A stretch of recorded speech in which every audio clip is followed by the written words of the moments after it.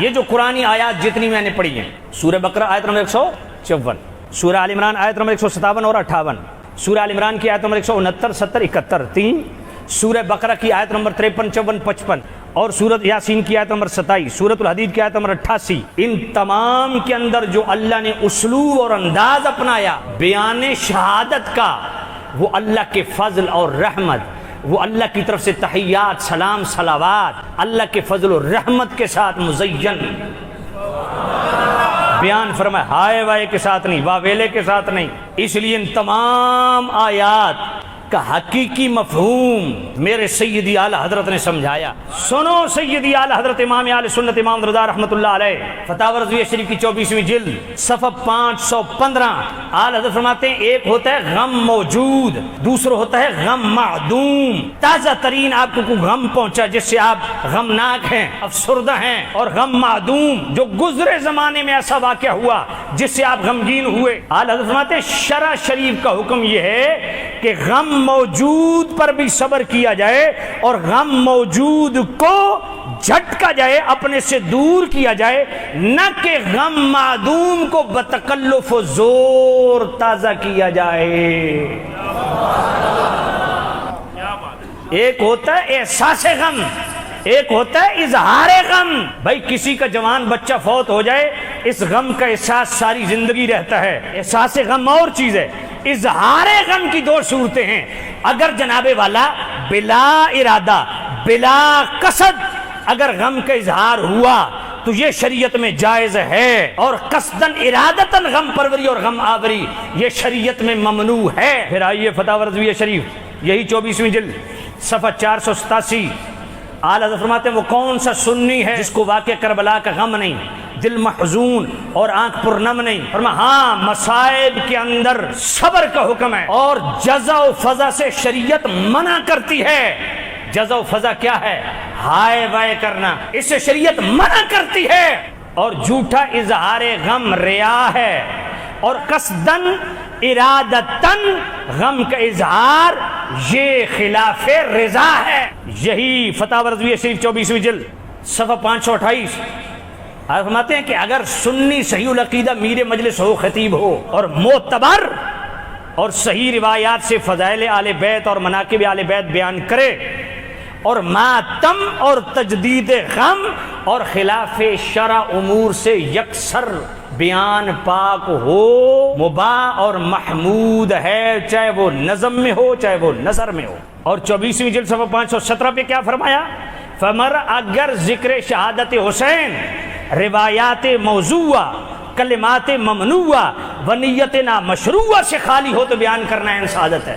من گھڑت روایات نو، نیت بھی ٹھیک ہو، اور کلمات ممنوعہ بھی نو، اجڑ گئے، برباد ہو گئے، لٹ گئے، نہ سرخرو ہوئے۔ من کو شہدائے کربلا لٹے نہیں، پٹے نہیں، برباد نہیں ہوئے، سرخرو ہوئے، سربراہ ہوئے۔ یا حسین یا حسین یا حسین، یہ ہے اہل سنت کی فکر۔ جن پر مصیبت آئی انہوں نے ہائے نہیں کی، انہوں نے ہائے وائے نہیں کی، انہوں نے واہ ویلا نہیں کیا، انہیں صبر کا حکم ہے۔ تو 1400 سال کے بعد کس ایکٹر کو یہ اجازت ہے کہ وہ آج ان کا نام لے کے ہائے وائے کرے؟ جن کے ساتھ ہوا انہی کو ہائے وائے کی اجازت نہیں۔ تو کون ہے؟ اس لیے ہم ہائے نہیں کرتے۔ یا حسین یا حسین۔ ایک اور بات کرنے لگا ہوں، ڈھونگی کہتا ہے یہ اعلیٰ حضرت کا فتویٰ پورا نہیں پڑھتے۔ میں نے کہا تو پڑھ کے سنا، قاضی فتاوی رضویہ شریف 24ویں جلد صفحہ 487۔ میں نے کہا ہے کیا؟ کہا وہ سنی، کون سا وہ سنی ہے جسے واقع کربلا کا غم نہیں، جس کا دل مخزون اور آنکھ پرنم نہیں، تو غم حسین منانا چاہیے۔ میں نے کہا اچھا اگلے لفظ کیا ہے؟ کہا قصدن ارادتن نہیں ہونا چاہیے۔ میں نے کہا ٹھیک، یہ تو اعلیٰ حضرت کا فتویٰ تو نے خود پڑھا، ہر محفل میں پڑھا۔ میں نے کہا ادھر سے حدیثیں بیان کرتے ہو کہ جناب جامع الترمذی میں یا مشکات میں ہے، حضرت سلمہ فرماتی ہے میں ام المومنین ام سلمہ کے پاس گئی تو ان کو روتے دیکھا۔ میں نے کہا آپ رو کیوں نہیں؟ کہا میں نے خواب میں رسول اللہ کو دیکھا، رأیت رسول اللہ صلی اللہ علیہ وسلم یبکی فی المنام وعلی رأسی ولحیۃ التراب فقلت ما لک یا رسول اللہ قال شہدت قتل الحسین آنفا۔ حضرت ام سلمہ فرماتی ہیں میں نے حضور کو خواب میں روتے دیکھا، حضور فرماتے ہیں میں ابھی حسین کی قتل گاہ سے ہو کے آ رہا ہوں۔ تو غم حسین منانا حضور کی سنت ہے۔ اس حدیث سے کیا ثابت کیا؟ غم حسین منانا۔ اور پھر تہذیب التہذیب مستدرک الصحیحین البدایہ والنہایہ کی روایت لائے کہ حضور رو رہے تھے، ام المؤمنین ام سلمہ آئیں، یا نبی اللہ رو کیوں رہے ہیں؟ فقال علی ان ابنک ھذا حسین مقتول من شئت رأیتک من تربۃ الارض التي يقتل بها فاخرج تربۃ خضراء۔ ابھی آ کے جبرائیل نے مجھے کہا آپ کا یہ بیٹا کربلا میں شہید کیا جائے گا، اس لیے حضور رو رہے تھے۔ تو ان دو روایات کو بیان کیا تو ثابت کیا غم حسین منانا سنت ہے۔ میں نے کہا ٹھیک ہو گیا بیٹا، ایک بات چھوڑنی پڑے گی، غم حسین منانا سنت ہے نا، تو سنت قصدن ارادتن منائی جائے گی یا بلا ارادہ منائی جائے گی؟ سنت کی ادائیگی ارادتن قصدن ہوگی، اور ادھر سے اعلی حضرت کیا کہتے ہیں؟ قصدن ارادتن غم حسین نہیں، تطبیق دے ان کو۔ ادھر سے کہتا ہوں غم حسین منانا سنت، تو سنت بلا ارادہ بلا قصد نہیں ہوتی، ارادتن قصدن ثواب کی نیت سے ادا ہوتی ہے۔ اور اعلی حضرت فرماتے ہیں کہ تجدید غم، کہتے ہیں نا غم حسین منانا سنت ہے، تو تجدید غم ارادتن قصدن ہوا کہ نہیں؟ ادھر اعلی حضرت فرماتے ہیں تجدید غم ارادتن قصدن نہیں ہو، بلا ارادہ بلا قصد ہو۔ یار سنت بلا ارادہ کیسے ہوگی، بلا قصد کیسے ہوگی؟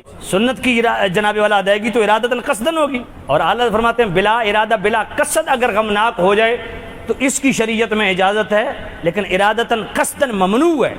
اب مجھے بتا ان روایات کو کس نے سمجھا؟ اعلی حضرت نے سمجھا یا تو نے سمجھا؟ اعلی حضرت نے سمجھا۔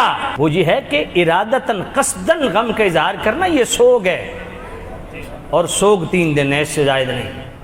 سورہ بقرہ کی آیت نمبر 154، سورہ آل عمران کی آیت نمبر 157-58، سورہ آل عمران کی آیت نمبر 169، 70، 71، سورۃ الحدید کی آیت نمبر 88، سورہ یاسین کی آیت نمبر 27، سورہ بقرہ کی آیت نمبر 53 سے لے کے 55، ان تمام آیات میں بیان شہادت کا قرآنی اسلوب کیا ہے، قرآنی انداز کیا ہے کہ شہید کی شہادت کو بیان کرنا ہے تو واویلے کے ساتھ نہیں، اللہ کے فضل کے ساتھ، اللہ کی رحمت کے ساتھ، غم کے ساتھ نہیں، یستبشرون خوشی کے ساتھ، فرحین کے ساتھ۔